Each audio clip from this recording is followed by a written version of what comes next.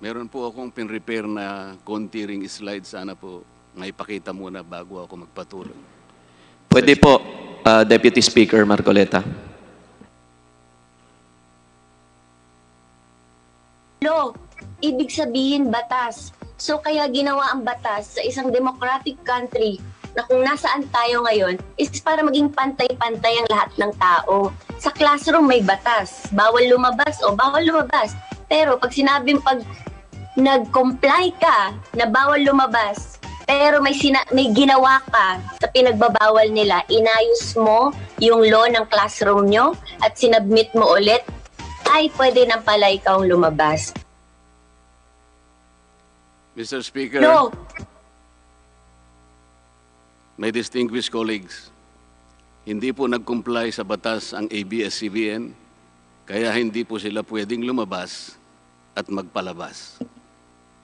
Those opposing the franchise application of ABS-CBN will show with clear and convincing evidence that ABS-CBN did not comply with the terms and conditions of its franchise, as well as our laws and the Constitution.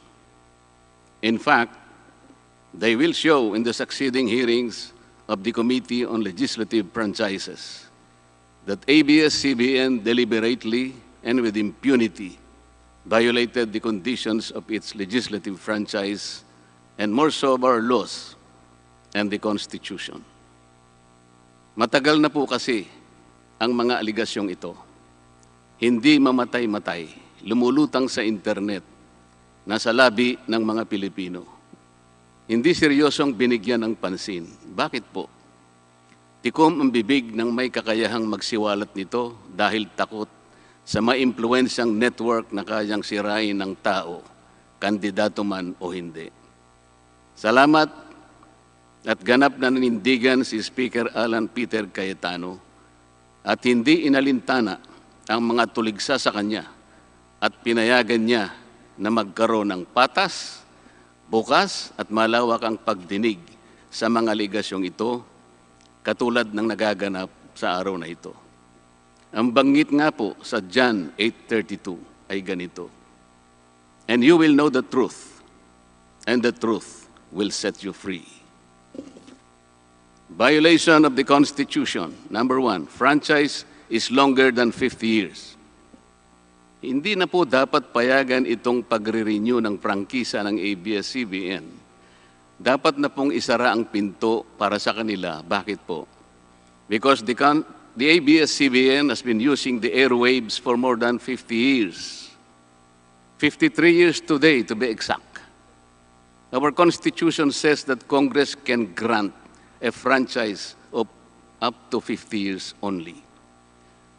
Taong 1957, nang makuha ni Don Eugenio Lopez Sr., may-ari ng Chronicle Broadcasting Network o CBN, may distinguished ang Alto Broadcasting System o ABS. Simula po noong 1967 ay naging ABS-CBN na po ang tawag dito dahil sa merger ng ABS at CBN. Kung susumahin po natin ang prangkisa nito simula noong 1967, ay 53 taon na po itong gumagamit ng airwaves magpahanggang ngayon. 63 years naman po kung susumahin natin mula po ng pagkakakuha ng CBN sa ABS noong 1957.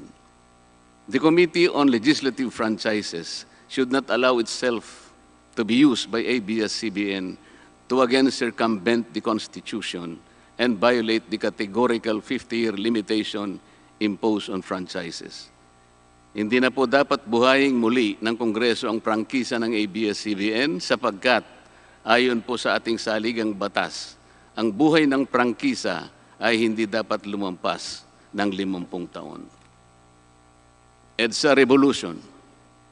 Siguro po may mangangatwiran at sasabihin ng ganito, isinara naman ng martial law ang ABS-CBN.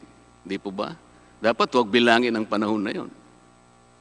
Tanggapin po natin sandali na isinara nga ang ABS-CBN simula Setyembre 23, 1972, pagkatapos na ideklara ang martial law. Pero hindi po ba nagbukas din ito agad matapos na ito ay mabawing muli ng pamilya Lopez noong EDSA Revolution? Hindi ba't kulang-kulang 13 taon din po ang namagitan na panahon?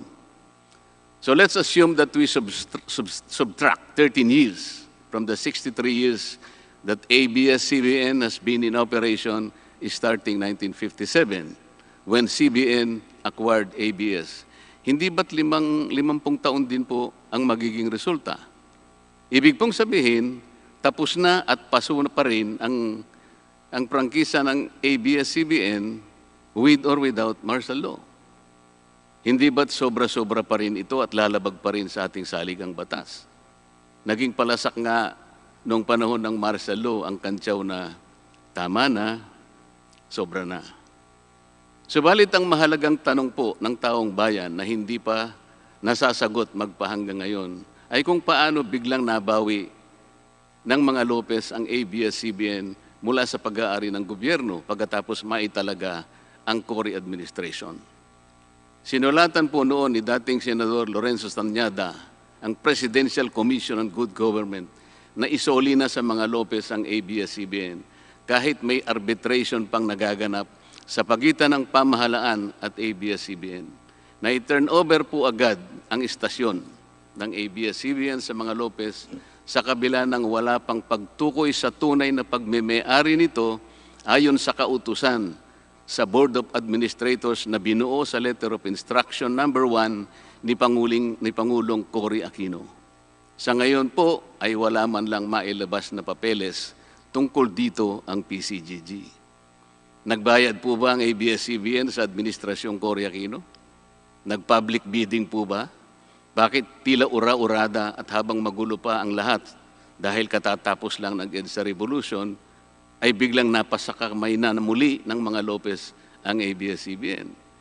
Nakabatay po ba ito sa batas? Hindi po ba dapat sagutin ng ABS-CBN ang mga tanong na ito upang mapanagot po ang dapat na managot kung meron man? Foreign ownership. Puntahan naman po natin ang muling pagbubukas ng ABS-CBN noong 1986.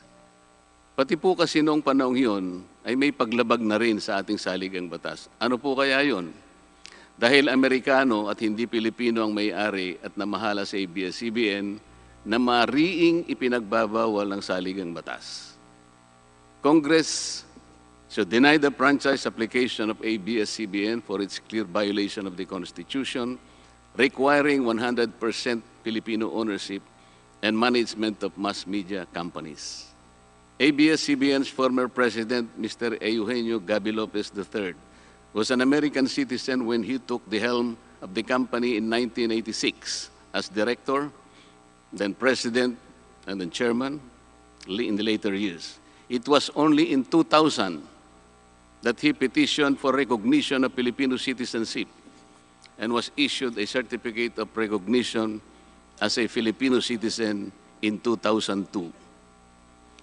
At kahit sabihin po nating wala na ngayon sa management ng ABS-CBN si Ginoong Gaby Lopez, nagpatuloy pa rin ba sa paglabag sa saligang batas ang ABS-CBN?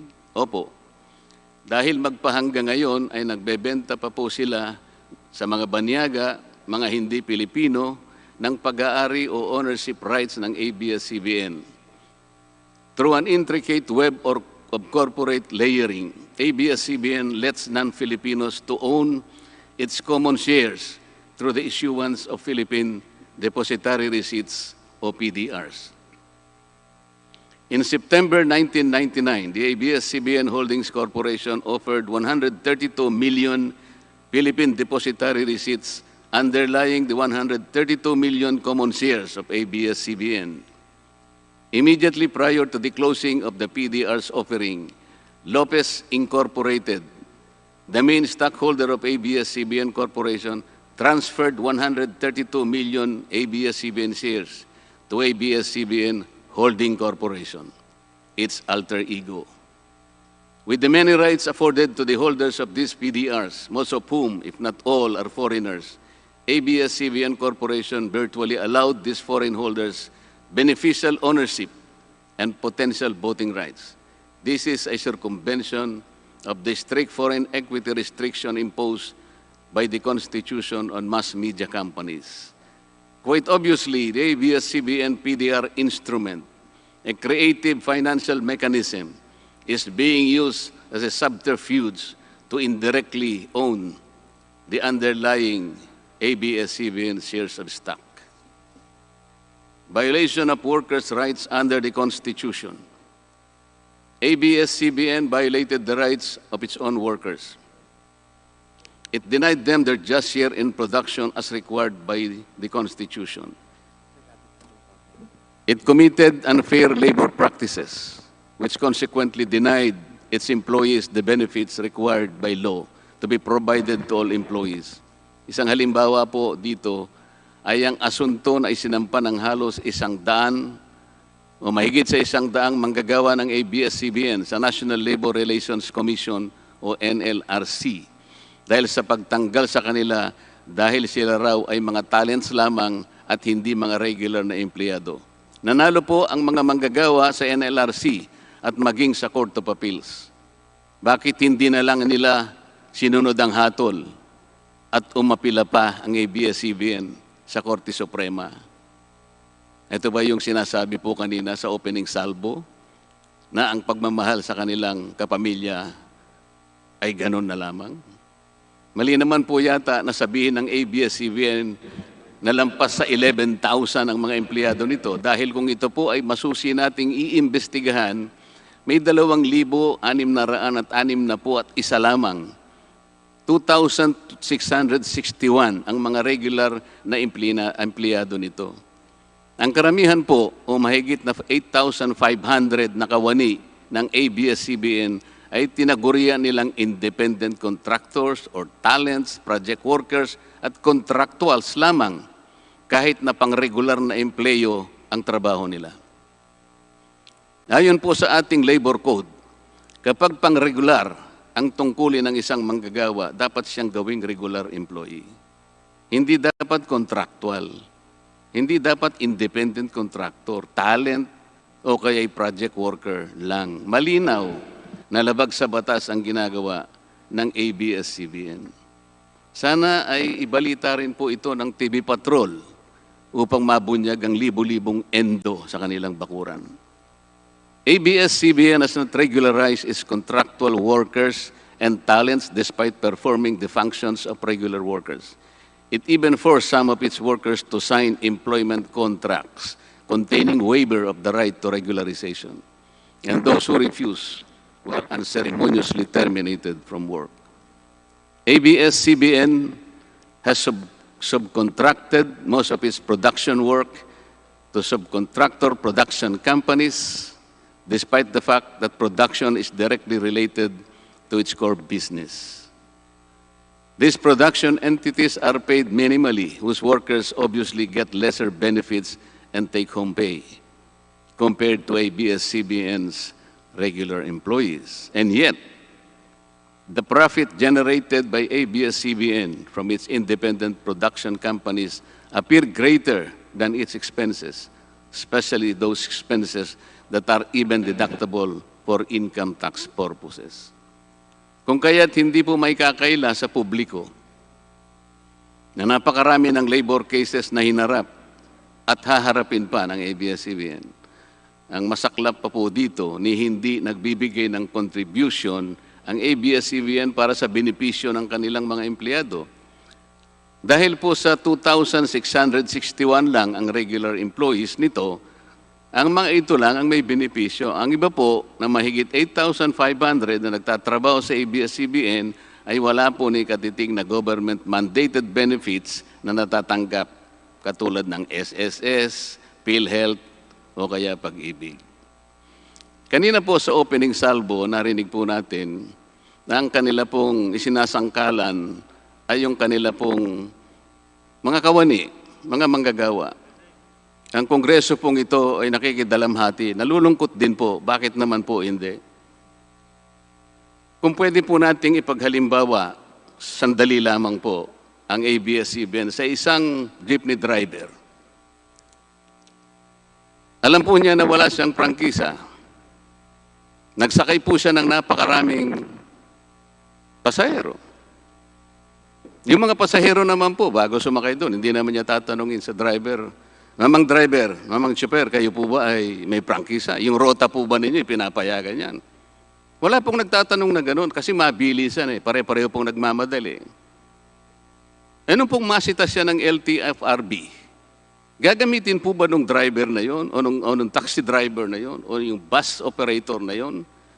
Kawawa naman po yung pasahero namin kung patitigilin mo ngayon. Meron pong pupunta sa ospital, meron pong pupunta sa trabaho, meron pong pupunta sa eskwela. Napakarami pong gawain itong mga taong ito.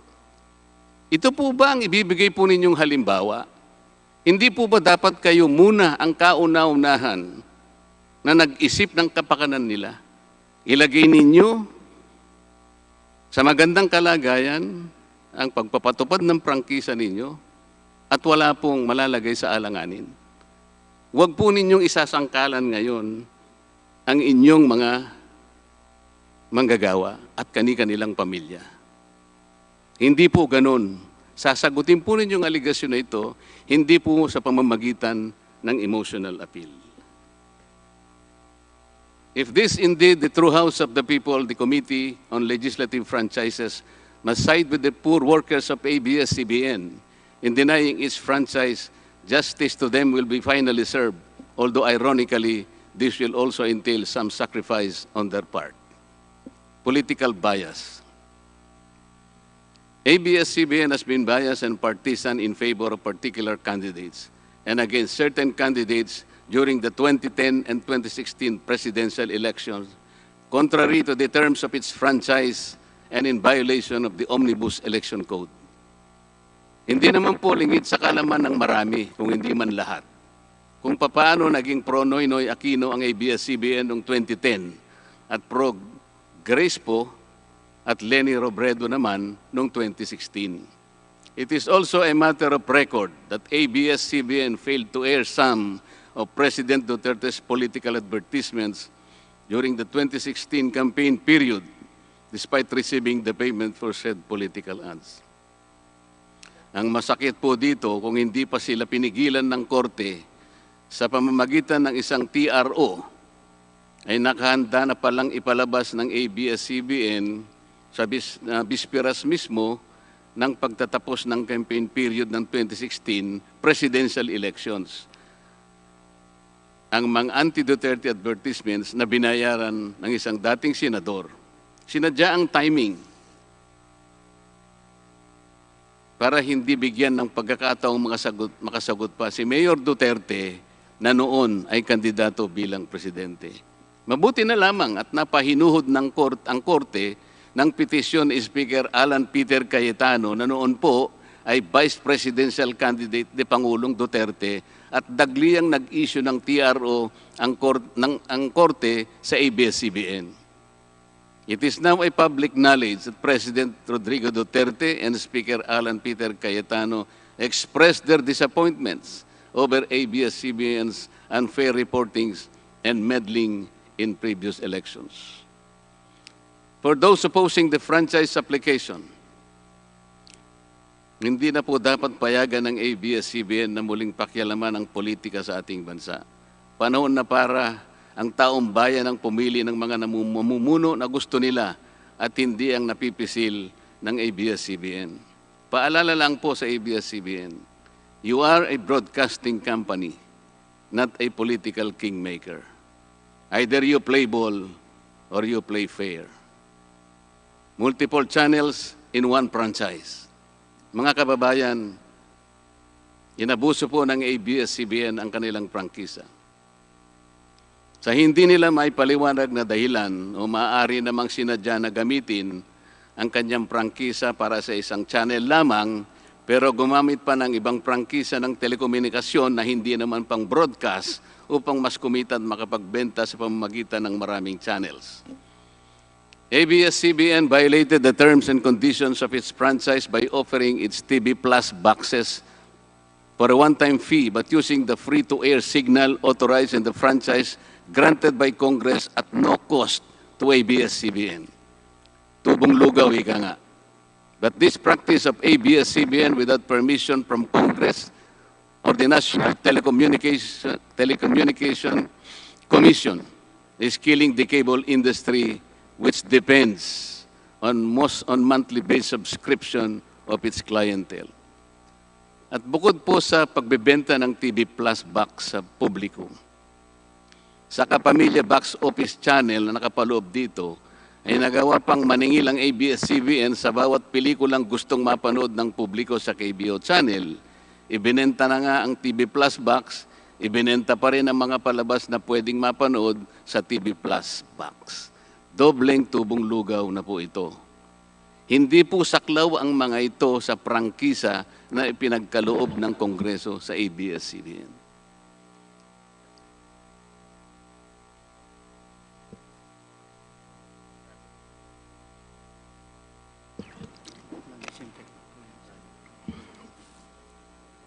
ABS-CBN, contrary to the terms and conditions of its franchise, operated this pay-per-view channel, otherwise known as the Kapamilya Box Office, or KBO, without a valid permit from the NTC. And despite NTC's order to refrain from operating a PPB until the issuance of an appropriate guideline for the same, ABS-CBN continued its operation until the expiration of its franchise on May 4, 2020. Tax evasion. ABS-CBN also violated the terms and conditions of its franchise by engaging in tax avoidance schemes, which deprived the government of the much-needed revenue. It used its wholly owned subsidiary, Big Dipper Digital Content and Design, Inc., a PESA-registered company, as tax shield. Its main customer is ABS-CBN Hungary. And because of this unconscionable tax avoidance scheme, ABS-CBN alleged effective tax rate in 2018 was at negative 5%. This means that ABS-CBN managed to avoid paying taxes in 2018. Bakit po ang GMA7 na hindi naman kasing laki o kasing yaman ng ABS-CBN ay nakapagbayad ng buwis sa pamahalaan ng 1.6 billion pesos noong 2018? Samantalang ang malaalamat na ABS-CBN ay walang binayarang buwis. Bakit naman nakalibre ang ABS-CBN noong 2018 sa negative income tax nila na 84 million? Ibig sabihin po nito ay may tax credit pa ang ABS-CBN at ang gobyerno pa ang lumalabas na may utang dito. Wala pong pagkakaiba ito, mga kababayan. Sa isang taong nangutang sa tindahan, binigyan pa ito ng sukli. In 2019, ABS-CBN again did not pay its rightful taxes. It avoided this by entering into compromise agreement with the Bureau of Internal Revenue, with the latter accepting the settlement of 152 million pesos plus from ABS-CBN, equivalent to only 40% of its assessed deficiency in income tax, value-added tax, and documentary stamp tax payments. But this is only one among the 4 other cases lodged by the BIR at the Court of Tax Appeals, all of which were also settled by compromise. Bakit po ganun? Hindi po ba nando sa prangkisa ng ABS-CBN na babayaran nila lahat ang rightful taxes? Kinakailangan po bang sila ay habla pa ng BIR bago sila mapilitang makapagbayad lamang kahit settlement lamang? Ang linaw po ng kanilang prangkisa na babayaran lahat ang kaukulang buwis. Bakit kailangan pong sila ihabla at idemanda pa ng BIR para lamang sila ay makapagbayad? There are also allegations to date that ABS-CBN's Lingkod Kapamilya Foundation, ALKFI, is being used as ABS-CBN as tax shield, and that ALKFI also failed to file donor's tax return and pay the donor's tax. Ito po ang mas nakalulungkot dito, mga kababayan. Kapag politiko o government official ang nagkawang gawa, epal ang tawag dito ng ABS-CBN. Kahit mula pa sa sariling bulsa ng politiko ang pinanggalingan ito. Pero kapag ito ay galing sa Lingkod Kapamilya, puro pangalan ng ABS-CBN ang kanilang pinangangalandakan, katulad po ng nakita natin ngayon. Alam naman natin na galing naman sa lahat, sa mga donors ang pondo na ginamit nila.